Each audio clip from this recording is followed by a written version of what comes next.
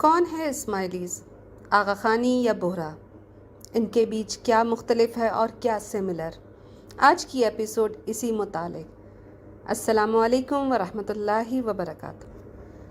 ملی گیزٹ دنیا میں بہت بڑے لیول پر پڑھا جانے والا ایک میگزین ہے۔ 16 اور 31 اکتوبر 2012 میں اس کے ایک ایڈیشن میں یونس چتل والا نے ایک آرٹیکل لکھا وزٹ آف گجرات نام کا، جہاں رائٹر نے لکھا کہ Bohras do not represent the mainstream Muslim community, یعنی بوہرا کمیونٹی میں مین اسٹریم مسلمانوں کی نمائندگی نہیں کرتی۔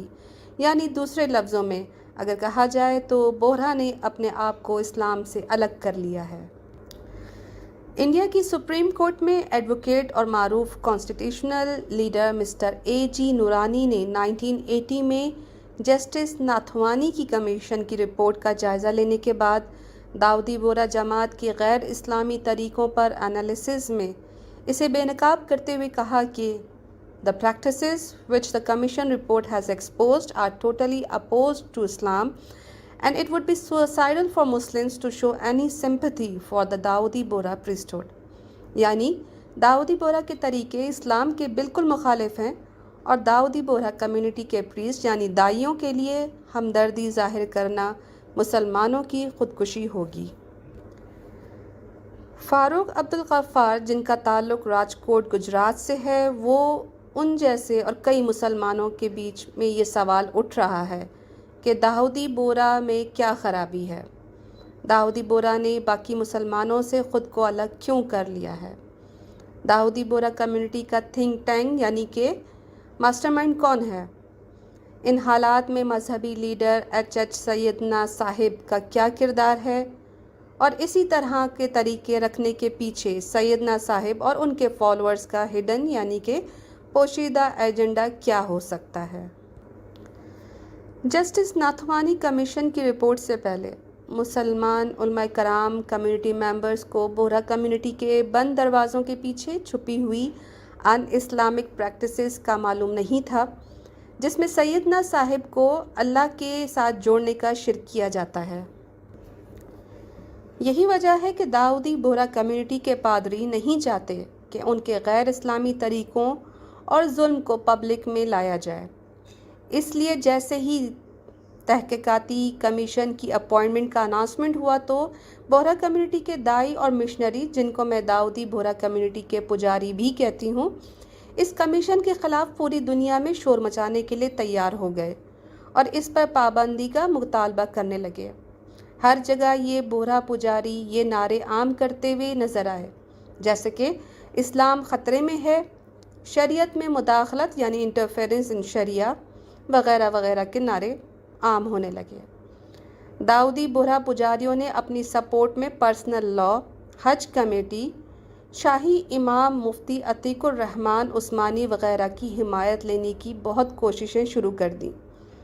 تمام تر پریشر اور مشکلات کے باوجود بھی کمیشن کے ممبرز، جس میں اسلامی علماء کرام ڈاکٹر عالم خند میری اور معین شاکر شامل تھے، اپنے فیصلے پر قائم رہے اور انہوں نے اپنی انویسٹیگیشن کمپلیٹ کی اور ان کی رپورٹ سے یہ اوتھینٹیکیٹ یعنی ثابت بھی ہوا کہ بورا کمیونٹی کے لیڈرز، جو کہ اس گھنونے کھیل میں مبتلا ہیں، بورا جماعت کے ساتھ اپنی تمام تر مال و دولت اور قابل لائرز رکھنے کے باوجود بھی اس رپورٹ کو چیلنج نہ کر سکے، وہ بھی آج تک۔ داؤدی بورا کی میل پریکٹسز اور ہیومن رائٹس وائلیشن کا جائزہ لینے کے لیے 2 انکوائریز بٹھائی گئیں۔ پہلی کمیشن سٹیزنز فار ڈیموکریسی کی طرف سے تھا، جو لیڈ کر رہے تھے جسٹس ناتھوانی، اور دوسرا commission Indian human rights commission کی تھی۔ ان دونوں کمیشنز کی رپورٹ منظر عام آنے کے بعد آنکھیں کھلیں اور ایسی کھلیں کہ انکشافات یعنی ایکسپوجر سامنے آئے، جس کے بعد مسلمانوں نے داؤدی بورا سے دوری بنانے کا فیصلہ کیا۔ مسلمانوں کی حمایت کھو دینے کے بعد یہ بورا پجاری ہندوؤں کی مدد لینے نریندر مودی اور امت شاہ جیسے کٹر اسلام دشمنوں کے پاس پہنچ گئے۔ داؤدی بورا پادری اپنے مفادات یعنی انٹرسٹ کو بچانے کے لیے جو نیا گیم پلان بنایا وہ ہندوؤں کی سپورٹ لینے کا سمجھ تو آتا ہے، پر آخر کیوں داؤدی بورا نے خود کو مین اسٹریم مسلمانوں سے الگ کرنے کا فیصلہ کیا اور انہی طریقوں کو اپنے اوپر رائج کیا؟ یہ داؤدی بورا ابھی تک مسلمان ہونے کا دعویٰ بھی کرتے ہیں، لیکن 1915 میں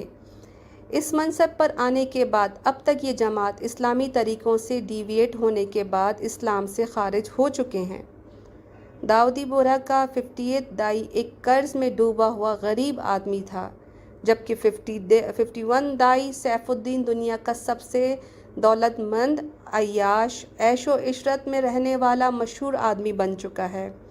جس کی زندگی بادشاہوں جیسی ہے، اور اپنے مقصد کے حصول کے لیے اس نے اپنی من پسند قوم کے لیے بہت سے مسئلے کھڑے کر دیے ہیں۔ اسلام میں پجاری، حاکمیت، ملوکیت جیسے کانسیپٹ نہیں ہے، جہاں بادشاہ کا بیٹا بادشاہ اور امام کا بیٹا امام، جس کے مطابق صرف وہی ذمہ دار ہوں تمام تر مذہبی اصول اور عبادت کو بنانے یا مٹانے کے۔ اور یہی طریقہ بھی داؤدی بورا میں تھا، لیکن 50th دائی کے بعد یہ طریقہ بدل دیا گیا۔ اپنا اقتدار اور اتھارٹی کو ایبسلیوٹ یعنی کہ مطلق بنانے کے لیے سیدنا طاہر سیف الدین نے اس حد تک بھی دعویٰ کر دیا کہ وہ الہ الارض یعنی کہ زمین پر خدا ہیں، نعوذ باللہ، اور یہ بھی کہا کہ نبی صلی اللہ علیہ وسلم جتنے اختیارات انہی کے پاس ہیں اور وہ کسی کے سامنے جواب دہ نہیں ہیں۔ اس کے ساتھ ساتھ ہر روح کا مالک، مریدوں کا مالک، ان کی جانوں کا مالک بھی اس نے خود کو قرار دیا، اور اس بات کو سب بہرا مرید پر لازم کیا کہ وہ اپنے سیدنا کے غلام ہونے کا اعتراف کریں، یعنی کہ عبد سیدنا اپنے آپ کو کہیں، اور سجدہ عبودیت یعنی کہ عبادت کا سجدہ بھی انہی کو کریں۔ اسی 50th دائی نے خود کو ناطق قرآن ہونے کا بھی دعویٰ کیا، یعنی بولنے والا قرآن جو اللہ کی طرف سے نازل ہوا۔ نبی صلی اللہ علیہ وسلم کے اوپر جو قرآن نازل ہوا اس کو نعوذ باللہ یہ ڈیڈ بک یعنی کہ مردہ کتاب کہنے لگے، نعوذ باللہ۔ طاہر سیف الدین نے اپنے آپ کو دائی مطلق یعنی کہ ایبسولوٹ دائی اور شاہ آف بورا کہلانے والا شاہ یعنی دائی کہنا شروع کر دیا۔ اسی بورا دائی نے اپنے مریدوں کی بیعت یعنی کہ جس کو میثاق کہتے ہیں اس کو لینا شروع کر دیا۔ یہ میثاق ایک ایسا سخت قانون ہے، ایک سخت سزا ہے، اور اس کو ایک سزا کے طور پر اعلیٰ کار بھی بنایا گیا، جس میں جماعت سے خارج ہونے والوں کو جماعت خارجی کہا جانے لگا، جس کو بڑی سخت سزا بنایا گیا، جس کی بنا پر تمام بوریوں کو میثاق کے ذریعے اپنا غلام بھی بنایا گیا۔ اسی بورا دائی نے ایک نیا طریقہ بھی رائج یعنی انٹروڈیوس کروایا، جس کو رضا کہا جاتا ہے، جس کے ذریعے نماز، حج، روزہ، زکوٰۃ جیسی تمام عبادتوں کو بنا دائی کی اجازت کے کرنا گناہ ہے، اور یہ سب عبادت کو کرنے کے لیے رضا لینا لازم بنایا گیا۔ اپنی حاکمیت کو بتانے کے لیے یا بناتے ہوئے خود کو قادر مطلق یعنی کہ تمام طاقتوں کا مالک بن جانے کے بعد بھی ان بورا دائیوں نے تمام تر املاک یعنی پراپرٹیز، پیسہ اپنے نام کروا لیا اور پھر ایک شاہانہ عیش بھری زندگی گزارنے لگے۔ اسی دائی کے بیٹے نے جو کہ اب 52 دائی ہے، بورا جماعت کو اپنے باپ سے ہی سیکھتے ہوئے زیادہ اسلام سے دوری اختیار کرتے ہوئے اپنے مریدوں کے خاص قسم کے کپڑے تک رائج کر دیے تاکہ ان کو مزید کنٹرول کیا جائے۔ جماعت نام کا کارڈ تو اور بھی زیادہ خطرناک طریقے سے امپلیمنٹ ہوا، جس کے ذریعے جو لوگ جماعت سے خارج ہو جاتے ہیں ان کے لیے برات یعنی کہ ان سے ہر قسم کی تعلق اور رشتہ داری کو ختم کروایا گیا اسی کارڈ کے ذریعے۔ موجودہ 52 امام جو ان کا دائی ہے وہ اس نے خود کو بہرا مسجد کا واحد مالک اور کمیونٹی کے چیریٹیبل پراپرٹیز کا واحد ٹرسٹی بنا کر انہی پراپرٹی کو اپنے اندر لیتے ہوئے بہرا مسجدوں کو سالگرہ کی تقریبات، کیک کٹنگ سیریمنیز، اس کے علاوہ کمیونٹی ڈنرز، گیمنگ ارینا بنا کر اسلام سے مزید دور کر دیا۔ انہیں بورا مسجد میں وادوانی یعنی آرتی آف سیدنا صاحب، قدم بوسی یعنی کہ پیر چومنے کی تقریب، نجوہ یعنی پرائیویٹ میٹنگ، سلام فنکشن، ماس میرجز یعنی کہ اجتماعی شادیوں کی تقریب، پولیٹیشنز کے ساتھ میٹنگ، سینما اسکرین لگا کر وہاں پر گیدرنگ کرنا، ویڈیو شوٹنگ کروانا، فنڈ کلیکشن کے ساتھ ساتھ لاٹری کی اناؤنسمنٹ تک بھی ان بہرا مسجدوں میں کی جاتی ہے۔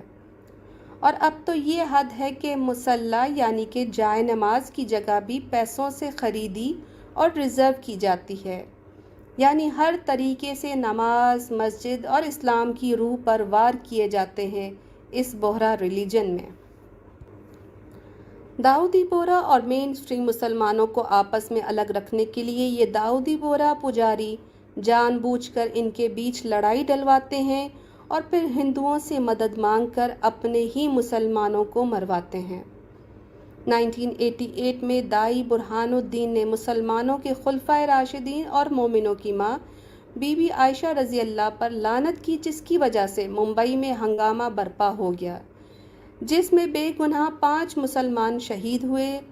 اور انہی کی کئی ملکیت یعنی کہ کئی روپوں کی مالکیت کی جائیداد کو تباہ کر دیا گیا۔ آج کل بوہریوں کے دائی بوہرا کمیونٹی کے ممبرز مسلمان دشمن ہندوؤں کو جیسے کہ نریندر مودی اور امت شاہ جیسے غنڈوں کے ساتھ گھومتے پھرتے نظر آتے ہیں۔ پہلے ایک اسلامی فرقہ کہلانے والا داؤدی بوہرا فرقہ اب ایک کلٹ بن کر رہ گیا ہے اور تمام بوہری اپنے آپ بوہرا دائیوں کو جی جان سے بچانے میں ان کے مالا مال ان کو کرنے میں لگے ہوئے ہیں، جو کہ ایک کلٹ کی صاف نشانی ہے، جہاں مریدوں کو لگتا ہے کہ ان کا لیڈر ہی اصل میں سچا اور ڈیوائن لیڈر ہے، اور اسی نظریے کی بنا پر یہ اپنے دائیوں کی ہر بات کو آمین کہتے ہوئے نظر آتے ہیں۔ کسی حد تک یہ داؤدی بورا مرید اور ان کے سپورٹرز یہ جانتے ہیں کہ بورا جماعت کس حد تک ہیرا پھیری کی گئی ہے، ان کے ساتھ ان کو ایکسپلائٹ کیا گیا ہے، یہاں تک کہ ان کے ساتھ بدسلوکی بھی کی گئی ہے اور سوشل پریشر، سائیکولوجیکل مینیپولیشن یعنی نفسیاتی کنٹرول بھی ان کو کیا گیا ہے۔ موجودہ داؤدی بورا دائی بڑی چالاکی سے اپنی جماعت کو یہ سب حربے یوز کرتے ہوئے ان کو ڈکٹیٹ کرتے ہیں کہ کیسے سوچنا ہے، کیسے عمل کرنا ہے، کیا محسوس کرنا ہے، انہیں نمازیں کس کی اجازت سے پڑھنی ہے، حج کس طرح کرنا ہے، جابز بدلنی ہے تو کس کی اجازت سے بدلنی ہے، شادی کرنا، کس قسم کے کپڑے پہننا، کہاں اپنے بچوں کو پڑھانا، کیسے پڑھانا اور کیسے دائیوں کے احترام اور ان کے حکم پر ناچنے والا کیسے بنایا جائے۔ داؤدی بورا کی ان دیواروں کے باہر ان کی کوئی بھی زندگی نہیں، اور یہی وجہ ہے کہ یہ اسلام کو سمجھنے کے قابل ہی نہیں رہتے، کیونکہ ان کو مسلمانوں کے ساتھ گھلنے ملنے ہی نہیں دیا جاتا اور نہ ہی اسلام سمجھنے کے تمام موقع ان سے چھین لیے جاتے ہیں۔ یہ سب سننے کے بعد سب کے ذہن میں یہ سوال آنا چاہیے کہ داؤدی بورا دائی برہان الدین اور اس کی بوہری جماعت کو مسلمان ماننا چاہیے یا نہیں، یا ان کو اسلام کا ایک فرقہ ماننا جائز ہے۔ یہ سب باتیں ہم سب کے سامنے آنے کے بعد علماء کرام کو بھی سنجیدگی سے اسی بارے میں سوچنا چاہیے۔